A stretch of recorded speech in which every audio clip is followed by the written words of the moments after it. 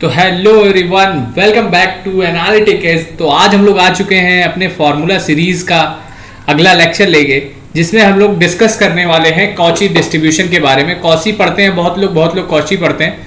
तो ये रिप्रेजेंट किया था, एक्स फॉलो कर रहा है कॉची ए कॉमा बी, ठीक है। तो मेन मुद्दा होता है इसका, डायरेक्टली क्वेश्चन पूछा गया है। इसे डायरेक्टली क्वेश्चन पीडीएफ पे ही बन जाता है। जैसे मान लीजिए कॉची 2,3 दे दिया गया और ढेर सारे 4 ऑप्शन दे दिए गए इसका पीडीएफ बना के, ठीक है। तो पीडीएफ याद रखना बहुत ही जरूरी है। बी अपॉन पाई ब्रैकेट में B square plus X minus A का होल स्क्वायर, ठीक है। ये हो गया। इसकी रेंज याद रखिए, एक्स बिलोंग कर रहा है रियल नंबर से। फिर उसके बाद सीडीएफ बहुत इंपॉर्टेंट रोल प्ले करता है। इससे हम लोग का मीडियम निकल जाता है, क्वार्टाइल वो निकल जाता है, फर्स्ट क्वार्टाइल, थर्ड क्वार्टाइल, ठीक है। इससे ढेर सारे क्वेश्चंस भी हो जाते हैं। जैसे कोई प्रोबेबिलिटी का क्वेश्चन है वो भी हम लोग कर सकते हैं आसानी से, probability x is less than और इक्वल टू 2, ठीक है। तो ये सारे क्वेश्चंस इसमें आसानी से हो जाते हैं। तो इसका सीडीएफ क्या है, 1/2 प्लस 1/पाई tan inverse X minus A upon B. ये हो गया इसका सीडीएफ। ये जितने भी पॉइंट्स मैंने लिखा है इन सबको आप याद रखेंगे तो आप लास्ट में देख पाएंगे कि आपका जो डिस्ट्रीब्यूशन है उसकी प्रॉपर्टीज बहुत ही अच्छी तरीके से आपके तैयार हो चुके हैं और आपके अच्छे खासे क्वेश्चंस बन जा रहे हैं। डायरेक्टली जो आपके यूनिवर्सिटीज में क्वेश्चन आते हैं डिस्ट्रीब्यूशन से रिलेटेड, पीडीएफ सीडीएफ यही सबसे रिलेटेड आता है, वो सब आप लोग आसानी से कर पाएंगे। एक बहुत ही अच्छा सा पॉइंट है कि एमएक्सटी इसका क्या होता है। एमएक्सटी डज नॉट एग्जिस्ट, किसके लिए डज नॉट एग्जिस्ट होता है, जब T is greater than 0। Exist किसके लिए करता है, टी लेस देन 0 हो और एक्स इज ग्रेटर देन 0 हो, एक साथ होने चाहिए, ठीक है।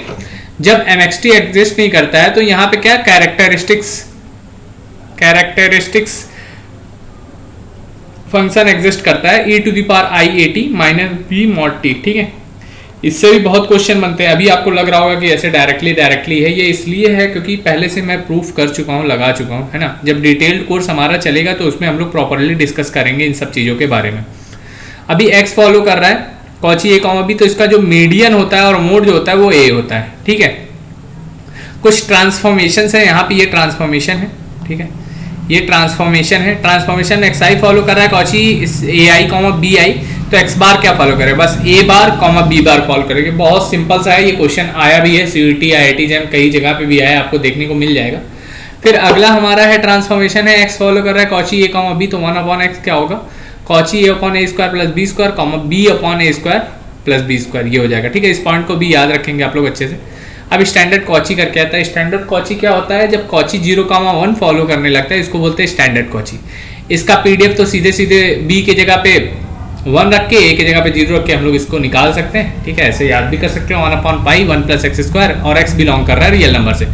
यहाँ पे इसका कैरेक्टरिस्टिक्स फंक्शन है फाई एक्स टी, जो है e to the power minus mod T हो गया है, एक्सपेक्टेशन एक्स की पावर। ये बहुत ही अच्छा क्वेश्चन, ये आईआईटी जैम में भी आया गया क्वेश्चन है, ठीक है। इस पॉइंट को याद रखिएगा कि एक्सपेक्टेशन एक्स की पावर एग्जिस्ट कब करता है, -1 से 1 के बीच में। इससे कई सारे क्वेश्चन और भी बनाए जा सकते हैं, ठीक है। इसके अलावा भी और क्वेश्चन बनाए जा सकते हैं। ये जो एग्जिस्ट वाला सीन होता है ना, ये इम्प्रॉपर इंटीग्रल में हम लोग अच्छे से पढ़ पाएंगे। इम्प्रॉपर इंटीग्रल जब पढ़ेंगे उसी से ये प्रूफ होता है, ठीक है। अभी तो हम लोग ऐसे याद कर रहे हैं, लेकिन इसका प्रूफ भी होता है। लेकिन आप लोग याद रखेंगे तो बहुत अच्छा होगा, क्वेश्चन आसानी से आप लोग कर पाएंगे, ठीक है।